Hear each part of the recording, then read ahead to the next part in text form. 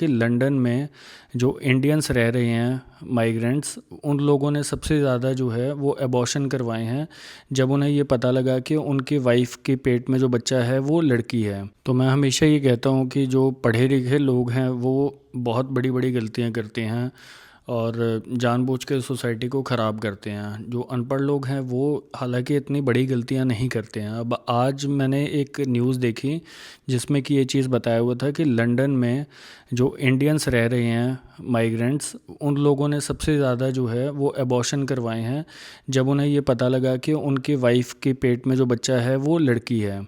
अब आप खुद सोचिए कि जो इंडिया के लोग हैं वो अब्रॉड में जाके सेटल हैं, तो जाहिर सी बात है वो लोग पढ़े लिखे होंगे। कोई अनपढ़ तो जा नहीं सकता वहाँ पे। आइल्स क्लियर करना होता है, बहुत सारे एग्ज़ाम्स होते हैं वो देने होते हैं।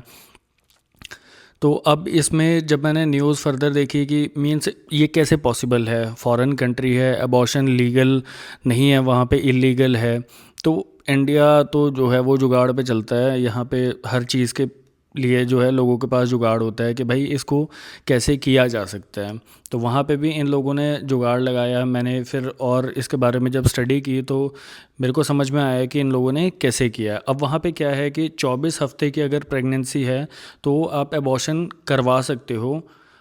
उसके लिए भी थोड़े क्राइटेरिया है, उस क्राइटेरिया में अगर आप फॉल करते हो फिर आप अबॉर्शन करवा सकते हो। तो वहाँ पे सेक्स डिटर्मिनेशन, जो एक बच्चा है जो पेट में है तो उसकी सेक्स की डिटर्मिनेशन कर सकते हो कि वो लड़का है या लड़की है। वो इलीगल नहीं है, वो वहाँ पे करवा सकते हो आप। इंडिया में तो इलीगल है एंड यहाँ पे लाइसेंस भी जा सकता है अगर कोई ये काम करवा रहा है तो वहाँ पे सेक्स डिटर्मिनेशन जो है वो लीगल है बिल्कुल।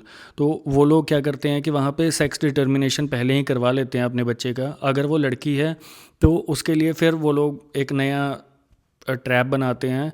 लाइक वो लोग ये शो कर सकते हैं कि जो वाइफ है, जो प्रेग्नेंट लेडी है, वो मेंटली ट्रॉमा में है, स्ट्रेस में है, या फिर वो किसी इमोशनल स्ट्रेस से गुजर रही है, तो इसलिए जो है वो उस बच्चे को डिलीवर नहीं कर सकती, वो प्रेगनेंसी कंटिन्यू नहीं कर सकती। तो वो अपने कंसर्न डॉक्टर के पास जाएगी एंड वहाँ पे वो रीज़न असाइन कर देगी कि मतलब मैं इमोशनल स्ट्रेस में हूँ, मेरे ऊपर बहुत प्रेशर है, साइकोलॉजिकली मैं ट्रॉमा में हूँ।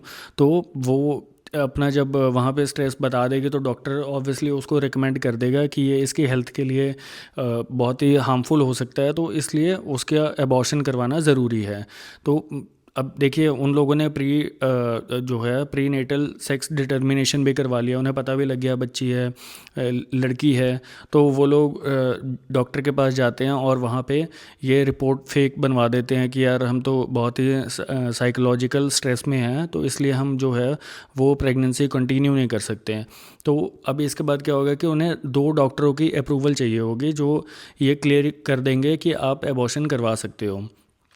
तो दूसरे डॉक्टर के पास भी जाएंगे सिमिलरली, और वहाँ पे भी वही बात बोली जाएगी कि मैं बहुत ही ज़्यादा स्ट्रेस में हूँ एंड मैं ये प्रेगनेंसी कंटिन्यू नहीं कर सकती। तो दूसरी बारी भी डॉक्टर अप्रूव कर देगा।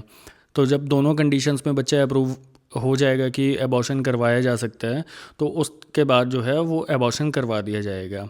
अब ये कितना बड़ा स्कैम है और कितने पढ़े लिखे लोग हैं जो यही काम करते हैं। मतलब आप खुद सोच सकते हो यार, कोई गांव का अनपढ़ आदमी अगर ये काम करे तो हम कह देते हैं कि हाँ यार वो तो अनपढ़ है, उसको क्या पता, वो तो ऐसे ही सोचते हैं। मगर पढ़े लिखे लोग ऐसा करेंगे।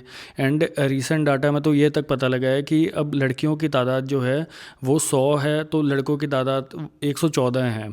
तो मतलब लड़के इतने ज़्यादा वहाँ पे भी बड़े ये लोग फ़क्र से मानते हैं कि यार हमारे पास लड़के होने चाहिए। तो आज की डेट में जहाँ हम लोग इस चीज़ पे फाइट करते हैं कि यार लड़के और लड़की बराबर हैं, इनको बराबर के राइट्स मिलने चाहिए, इक्वालिटी मिलनी चाहिए, अपॉर्चुनिटी मिलनी चाहिए, वही ये लोग अब्रॉड में जाके ये वाली चीज़ों पे स्ट्रेस देते हैं कि यार हमें तो लड़की नहीं चाहिए, हमें लड़का चाहिए। तो मतलब मैं कैसे कह दूँ कि यार पढ़े लिखे लोग जो है वो सोसाइटी बनाते हैं। पढ़े लिखे लोग सोसाइटी बहुत ज़्यादा ख़राब करते हैं। एंड ये कोई प्राउड की बात नहीं है कि आप फॉरेन कंट्री में जाके ये सारी चीज़ें कर रहे हो। एंड इंडिया जो है वो बहुत ही ज़्यादा मतलब जुगाड़ू है, वो उसको पता है कि फ़्लॉज़ कैसे निकालने हैं, एंड उस फ्लॉ का एडवांटेज लेके वो अपनी चीज़ों को सेटल कर लेते हैं। आप लोगों को लग रहा होगा यार ये कैसे लोग हैं, मगर ये लोग जो है वो हमारे ही आसपास के लोग हैं जो बाहर जाके बड़े ही फ्लेक्स करते हैं कि देखो हम लंदन में हैं, यूके या अब्रॉड या कनाडा, अमेरिका, ऐसे ऐसे देशों में हैं। मगर इनका माइंडसेट का क्या करेंगे?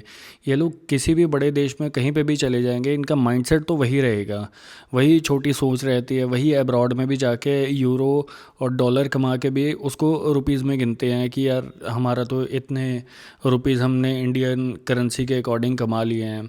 तो ये इन लोगों का जो माइंडसेट है वो कभी नहीं चेंज होता है। ये लोग किसी भी देश में चले जाएं, ये लोग ऐसे ही सोचते हैं कि यार हमें तो लड़का चाहिए, हमें लड़की नहीं चाहिए।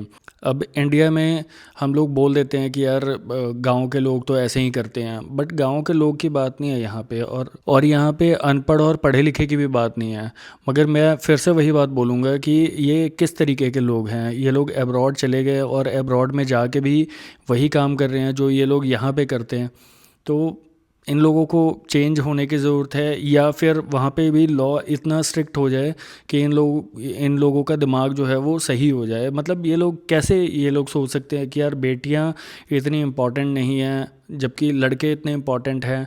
लड़के भी आज की डेट में कहाँ घर पे रहते हैं, वो भी अपनी एजुकेशन के टाइम पे जब बाहर चले जाते हैं माँ बाप को छोड़ के, तो वो लोग वापस कभी घर नहीं आ पाते हैं।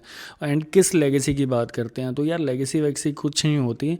बट सीरियसली ये जो मैंने न्यूज़ पढ़ी, तो इस न्यूज़ को पढ़ के मेरे को लगा यार पढ़े लिखे लोग मतलब किस हद तक गिर सकते हैं, ये आप और मैं सोच भी नहीं सकते हैं।